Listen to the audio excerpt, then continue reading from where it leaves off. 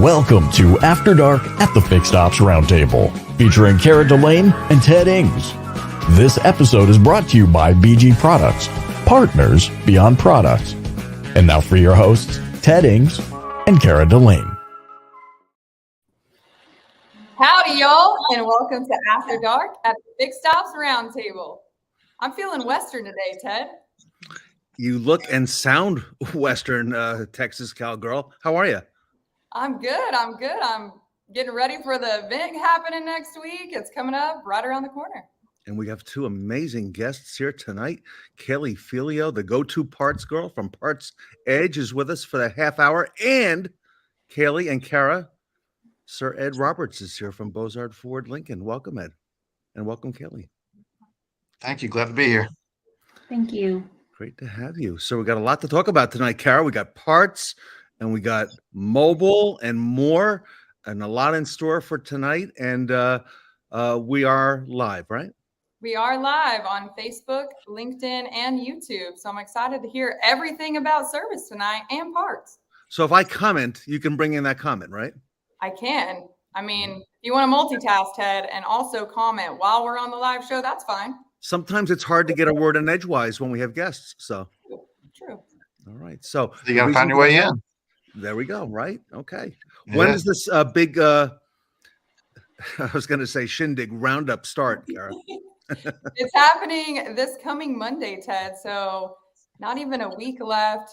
It starts on January 23rd, goes all the way through the 26th. So our first ever 4-day virtual event is right around the corner. So hopefully everyone's got their complimentary tickets. But if you haven't yet, you can still grab one at fixedopsroundtable.com.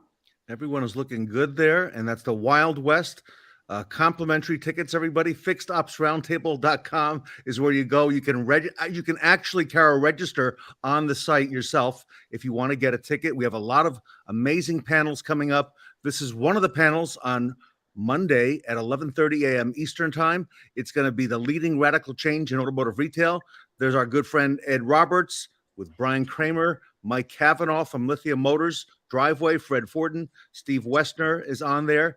And that is the second panel of the event.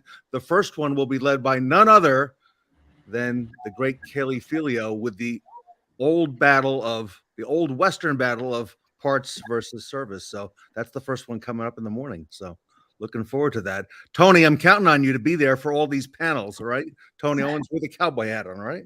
So, all right. So some great stuff coming up. Cara, you have been busy. What have you been doing today? Man, I have spent the entire day, Ted, recording for the Fixed Ops Roundtable. So I have been dressed in Western wear all day long and knocking out all of the transitions for the show. Great. So, Kelly, that panel you got coming up on with this man right here, Robert Miggs from Carter Myers, who's on your panel. Kelly, you got a great lineup talking about service versus parts. I've seen the intro that Cara has about that one. Which one will win, or will there be a winner? Kelly, talk to us about that. And what was your thinking behind putting a panel together on that topic? Well, I think that nowadays it's not as much of a battle, but it's still something that happens. So I just wanted to talk about it, address it. Don't. It's something that we It comes up a lot. It does. And I think you've got Sean Butler on there. As I recall, Michael Weldon is on that panel as well. Kyle Cloud, you're on a panel coming up a little bit later in the event. Good evening to you from Orlando. So, Kaylee, we're excited about that. And that's a great lead-off panel for the event. And Ed Roberts, you're all over this event too. I am. Kelly, what was Yes, a lot of good stuff. Like 30 A lot seconds. of good stuff. A lot of good panels talking about the future, preparing for the future, remote services, just all kinds of good stuff coming up. And this is our last after dark before we get started on Monday. Right. That's right. That's right. So We're this is going to our be last starting little Monday live morning teaser. at 9 a.m. How about that? Yeah. Right. This is So our last live teaser. that's it. And then next Monday, we will be here, of course. By the way, brought to you exclusively by BG Products, Partners Beyond Products. However, that will be already one day into the show. So, Ed, we've never done that before. Start on a Monday, 4-day event, let alone.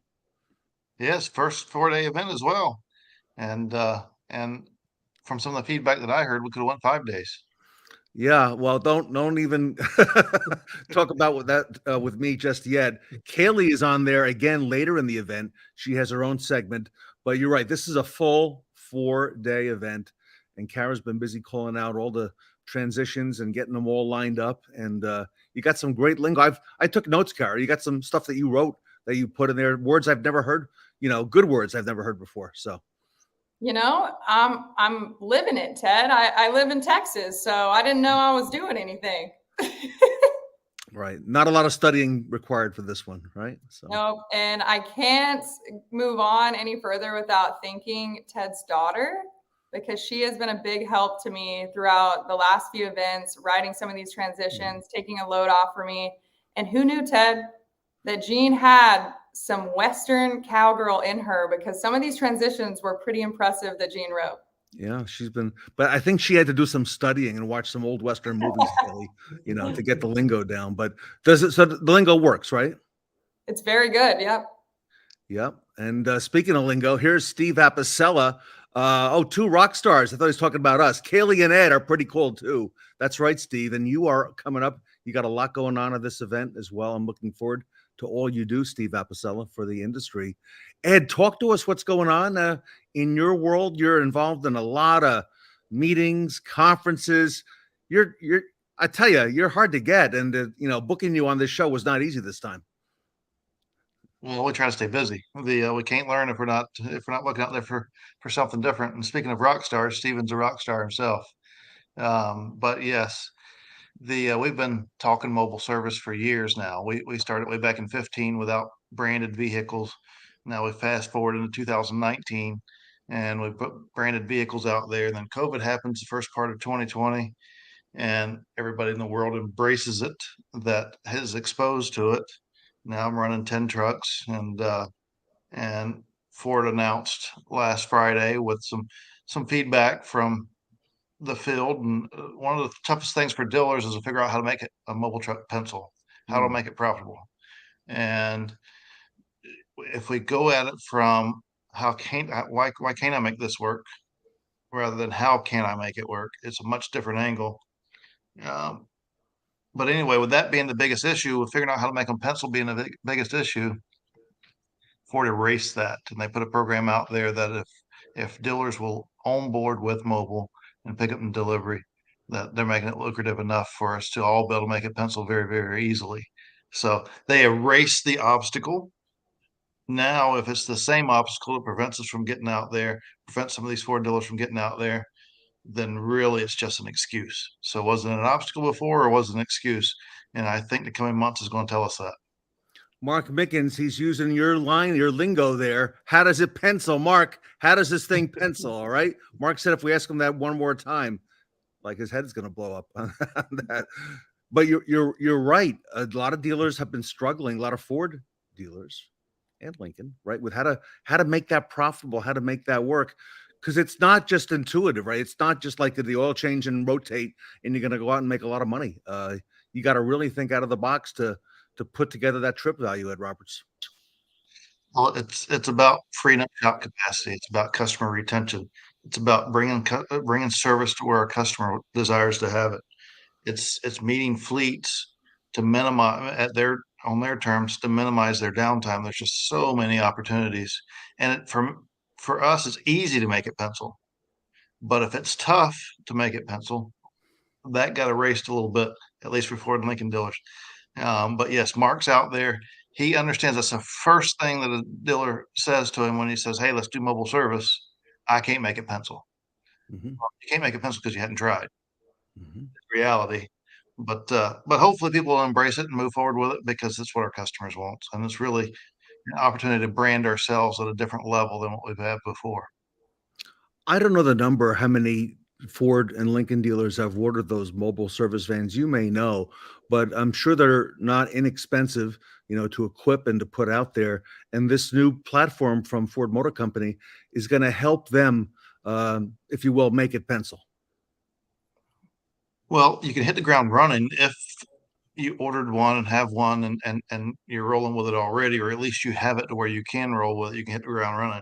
For the stores that have it and they've kind of pushed it back and now they have to order a truck or whatever, Yeah, it's a little bit tougher for them to really hit the ground running. They got to wait till it comes in, whatever. But there's 3,000 Ford stores, a little over 3,000 Ford stores. And the last number that I seen from Ford on the number of vehicles that they've sold, but you don't need a Ford van to do it. You can do it without it because that's how we got started. But the last number that I seen, it was just less than 300 vans that they've sold.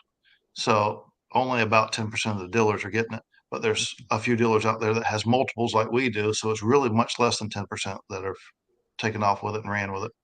And I want to ask you about parts and how that enters into it, Ed. Before I do, how many mobile vans do you, between what you have now and what you have coming in? Because I know you always got some in the queue on the way. Right now we're sitting at 10 and we're going to hold there for a little bit, probably at least through the middle part of 23. But as we roll into the future, 10's not going to be enough. Wow. As I've said before, I still don't advertise on our website yet. And I don't advertise on our website simply because the demand is higher than what I can put out there with 10 vehicles. And the last thing I want to do is offer something to somebody and it not turn into and not be able to make it happen.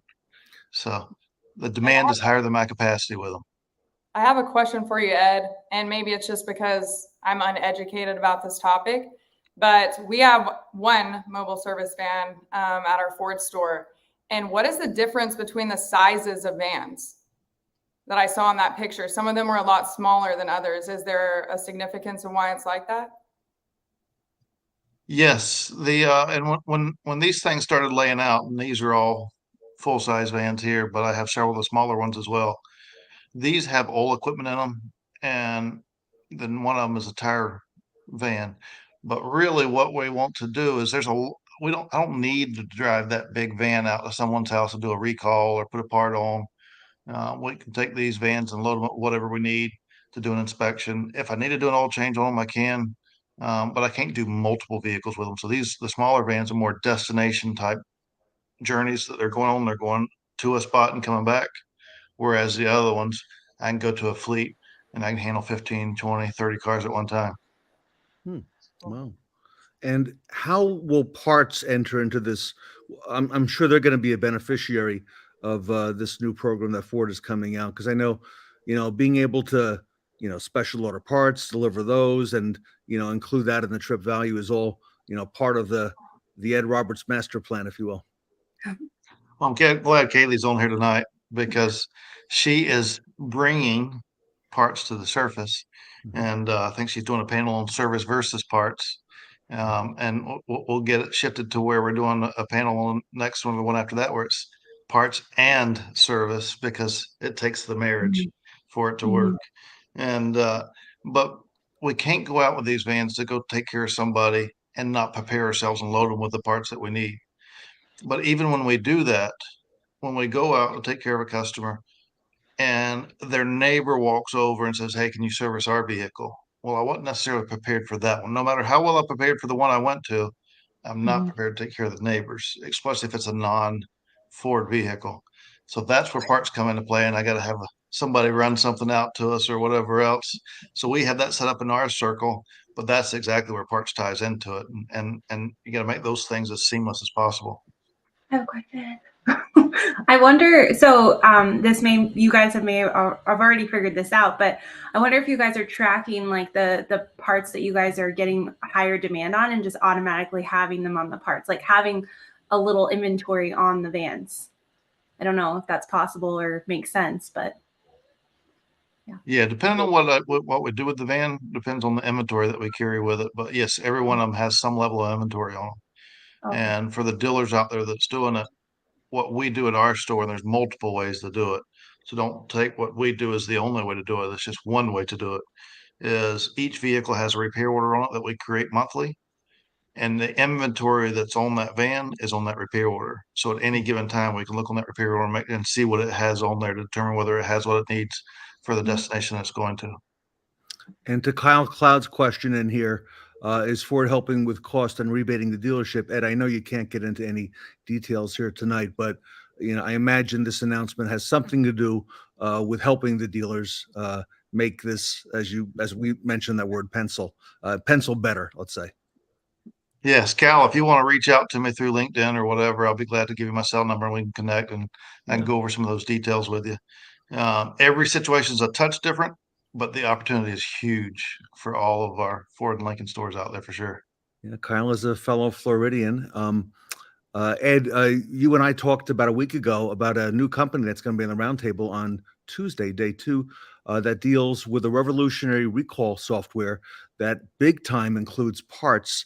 And I know it's going to be of great interest to Kaylee's company. I'm sure she's already probably aware of what's happening with Busy Car and what they're doing on the recall business. They're working with I think 7 other OEMs, but in particular with you on your mobile program. And they mentioned you as one of the dealers because I know part of what they're doing is helping to make sure they're setting up those appointments for customers with recalls and making sure the parts, Kaylee, are in stock before the customer comes in. So Ed, no more, traditional. Oh, there he is. Traditional letter from the factory that your vehicle has a recall. They've taken it many, many steps beyond that. Well, people won't respond to the letters from the factory for the most part or whatever because their vehicle's operating fine. If it's operating fine, that letter doesn't necessarily mean anything to them. Well, Busy Car allows us to build a locate. It's a platform that will allow us all to be more successful with building trip value in those vehicles and allow us to find where those vehicles are and be prepared for them as we go out to them. Cindy's asking about the mileage range. Now that we have multiple trucks, the mileage range has stayed about the same from what we did, but it's much easier to do it today than it was a few years ago. But we try to stay within a 30-mile radius of the dealer. But now I can send vehicles north, I can send vehicles south, I can send vehicles west. I don't have to go too far east because there's the Atlantic Ocean out there. But we can send vehicles in certain areas now, so it's much easier to cover that area. So this gets you up to Jacksonville, that radius, right? Yes. Okay. Yep, up to Jacksonville, to the southern end of it, the northern end of Palm Coast, on over into Green Cove for the ones that knows the area a little bit. Well, look, Ford but- is putting a lot of muscle into this whole mobile effort, Ed, and it's not by mistake. They're being very intentional about it, and they're realizing that's the way we're going to help grow our dealer business. And I see other manufacturers starting to, follow their lead. Well, it's an opportunity for us to set ourselves apart, for the brand to really set itself apart. And they see what's happening with the dealers that have embraced it with us and some of the dealers around us that have embraced mobile. And they know if they can do that on a national platform, what it can do for the brand. So they're really helping dealers get rolling on that. And let's face it, most of the dealers out there, a lot of dealers that's out there, don't just own one brand. They have multiple franchises and they can expand that out to cover those franchises as well. So speaking of sending a van out to cover an area, when I can send one van to cover 3 brands because that's what that particular company covers, there's building trip value becomes easy at that point. So there's tons of opportunity, but we have to embrace it first to make it happen. Kaylee, what are you seeing, on your side? Parts Edge works with a lot of dealers.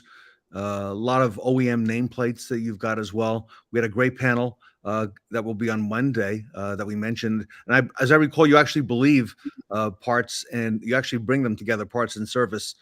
Tracy here from Traction making a comment. Kaylee, what are your thoughts on what's happening right now? Well, I would imagine, like any other avenue of parts, you have retail, wholesale, online now. I feel like it would be like you have to treat it like a completely separate business too. And like it sounds like you guys are tracking the inventory, because I think that's the biggest thing, is really tracking to see what you guys actually need to be more proactive and ahead, rather than not knowing what you need to service the customers. So I think that's important. And Ed, Brian Absolutely. I want to Kramer's touch on what mentioned that as well. Yes, I want to touch on what Tracy said there a minute ago as well. We do have a tire van where we can replace tires and balance tires, but also he's right. We can't do an alignment out in field. But with most of our vans, as you seen a few minutes ago, we have some of the Transit Connects, the smaller ones, and then we have the full size Transits. With the full size, we always have two people on them. And if there's at any point that the vehicle, one of those vehicles that we're outsourcing needs to come back, one of those can come back with it and the van can continue on. And in that case where we do notice that it needs an alignment, we can do a pickup and delivery with it or bring it back instantly and do an alignment and bring it back to the customer. So we're still leaving the convenience there and not missing the opportunities. Okay. All right. Makes a lot of sense. And Mark Mickens owned the garage, doesn't matter the brand. So yeah, exactly correct. And That's exactly Robert right. Stage has also really, he was just on here like a week or two ago with Kara and the technicians. Robert's come into his own. He's on your mobile panel here on the show, but he's got a lot going on right now. And I don't know if you see all this stuff or if you're aware of everything he's doing, but he's really building a brand for himself, Ed. Robert is doing a phenomenal job. And he sees that dealers are slow to embrace and capture this, but he sees the opportunity. So he's racing out there to do it himself so he can get ahead of everybody. And he is doing a phenomenal job with it. I hope that people are taking notice. So Ed, what would you say to a dealer like, for example, like Kara's, that's Kara, they've had the van now for what, a year, 2 years? Probably close to 2. Okay. Which I imagine is probably struggled, okay, with it, in order to make it work. What are some of the things that you look for? We mentioned, hey, Jeffrey, how are you? Special order. And Jeff is by the way, a huge star. He's not even on the round table yet. You should see all the comments today on Jeff's announcement from Infinitive. What are some of the ways? I know you've mentioned no-show appointments, using the van to go to the customer rather than somebody who couldn't make it in today. I thought that was very innovative.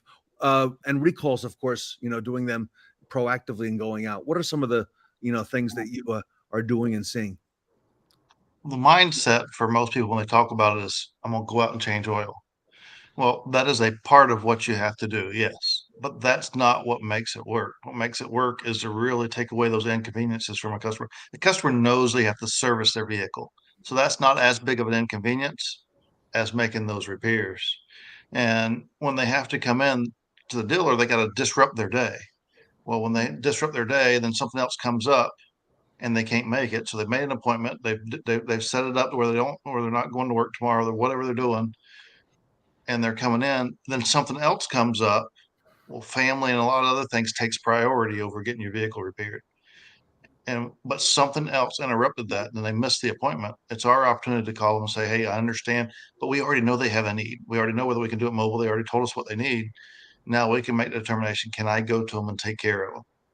And that's when you create retention. That's when you create a customer for life, because now you have done something for them. You've helped overcome their obstacle. They was able to take care of whatever popped up and get their vehicle serviced at the same time. And it's a win-win for everybody involved. I love it. Dale's got a comment here. I don't know, Ed, if you or Kaylee would like to, speak to that. Any inconvenience is not having all the parts for repair while on site. We know that. Is that a problem? How would you source parts that are unforeseen while on site? We try to prevent it as much as possible, and Kaylee can talk about this as well, because we try to plan our day going out, but things happen. And we may be working on something and drop something and break it. We may cause an issue ourselves, but we still have parts vans. And so it's a matter of making that connection with the parts department and that part being brought out to us. And so we'll do that because we try to plan so well with them. We don't have to do that a lot, but I'm still sending parts out to those vehicles at least 3 or 4 times a week. I would be also concerned with over preparing, so having too much parts, because I think that's a concern, right? When techs or service advisors over order parts, and then those are special orders, and then they just sit there and then they don't get returned, and then they're obsolescence. So I would be worried about this causing obsolescence if you're not tracking it really closely. Yeah. Well, it helps prevent obsolescence as well, because when a customer comes in to get their vehicle serviced and they tell us about something else that's happened that they've kind of been dealing with, because they knew we'd have to come in and look at it and whatever and order a part. For them to come back to get that part is another inconvenience. And so those are the ones that we ordered a part for them. It's set on the shelf for 30 days. We're calling them, we're wearing them out on the phone. They're tired of hearing us. They don't want to answer our calls anymore, no matter what we're calling them for at that point. And it's easier for us to go take them that part and install it rather than it just sitting there in age, become obsolescent, and hope some other dealer wants to buy it from us. Oh yeah, I see that. And you know the fellow Steve Westner who was in the comments. I think you've known him for some time, Ed. We have been doing it. We've been doing it since 2019, or with branded vehicles since 2019, but without branded vehicles since 2015. But the missed appointment element came right around the when COVID hit. When COVID hit, it really opened that opportunity, because when we thought about that, our missed appointments kind of went through the roof a bit, because people felt brave. Oh, I don't have to go to work. I'll go get the vehicle service. And then when it come time to get up and go in and get your vehicle service, maybe they might have pulled back a little bit and said, not today. And then, so that's when we really embraced that, and it really took off. And customers was beyond belief that we would come to their house and take care of them at that time, because we're really still was introducing it at that time. You know, Steve's got a comment on here. Ed, he's never short on words. Notice that about Steve Apicella? Covering the entire screen tonight.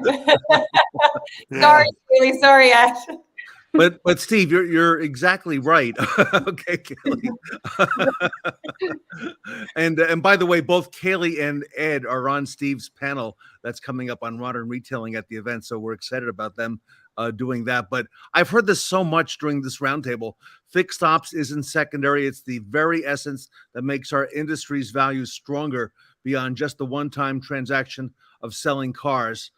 Oh, Kara makes these events even better. Okay, well, we are grateful to her. Absolutely, Steve. Mike Kavanaugh from Lithia, Ed, on one of the panels made the comment that, if you look at a car, sales is kind of the outside, right? And okay, take it down, Kara, because I can't see it. It's kind of the outside of the car, the gloss, the shiny, it's new, but the engine and what runs the car is fixed ops, and that's the inside. And he said fixed ops is just going to get bigger and more powerful as we get into this decade, Ed. The need's been there forever, and we've just never embraced it. But to break it down for somebody to easily understand it, it's the sales cycle is very short. Depending on the customer, it could be weeks, days, hours. That's the sales cycle. But the ownership experience, sales experience is short. Ownership experience lasts years. Maybe for a few, it might last months and they move into something else. But for most, it's 2, 3, 5, 10, 15 years. And that during that time frame, that ownership experience is what determines the next vehicle that they buy. We all have shiny cars. We all have good vehicles. We all have sports cars. We all have those elements. But what sets us apart? That's what gives the brand. That's what allows the brands to differentiate themselves, is the ownership experience. And it's the service after the sale. We look at that for so many other things, but we don't really look at that on this side of it. We put everything on the sell side. And now finally let's focus on the ownership experience, because then we can own the customer for life. And also, I see we're focusing even more on parts. Kelly, thank you for writing I've been reading those ebooks, okay, as you've been putting them online and putting them out. So thank you for doing that. I think that's a first for parts. And Kelly, you've put a lot of focus on parts. So I think you'll agree. This is only Tully. Good evening, howdy, Kelly. This is going to get bigger and stronger and better for parts as we go. Oh yeah, I've seen a huge shift in the focus on parts and how important it is to control the inventory, have the right invested so that you're selling more of the right parts. I love it. And parts is now on day one of the Fixed Ops Roundtable in the morning.